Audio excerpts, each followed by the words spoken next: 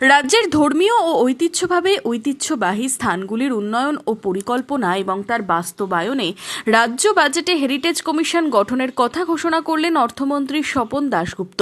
কালীঘাট, তারাপীঠ, মদনমোহন মন্দির, কঙ্কালীতলা, জল্পেশ, কল্যাণেশ্বরী ও মুর্শিদাবাদের নবগ্রামের কিরিটেশ্বরীর মতো বিভিন্ন মন্দিরের সংরক্ষণ ও উন্নয়ন লক্ষ্য হবে এই কমিশনের, জানিয়েছেন অর্থমন্ত্রী স্বপন দাশগুপ্ত। লক্ষ্যভিত্তিক পর্যটন ব্র্যান্ডিং অভিযান শুরু করব। পশ্চিমবঙ্গ তার সমৃদ্ধশালী ঐতিহ্যের জন্য পরিচিত। এই সব ঐতিহ্যবাহী স্থানগুলো সংরক্ষণ ও তার প্রসার ঘটানো অত্যন্ত প্রয়োজন।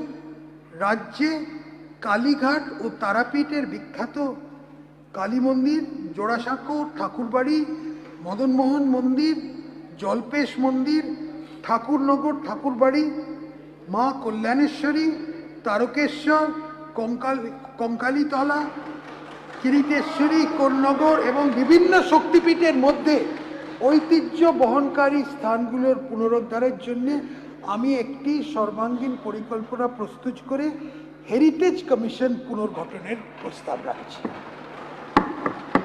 একটি বেঙ্গল শক্তিপীঠ সার্কিট গড়ে তোলার উদ্যোগ নেওয়া হবে। একটা প্রধান জেলা শহরকে কেন্দ্র করে একাধিক মন্দিরকে সংযুক্ত করে উপযুক্ত পর্যটন কর্মসূচি তৈরি হবে। 2023 সালে ভারতের সেরা পর্যটন গ্রামের তকমা পেয়েছে কিরিটেশ্বরী। এবার নবগ্রামের কিরিটেশ্বরীকে নিয়ে হতে চলেছে হেরিটেজ কমিশন গঠন।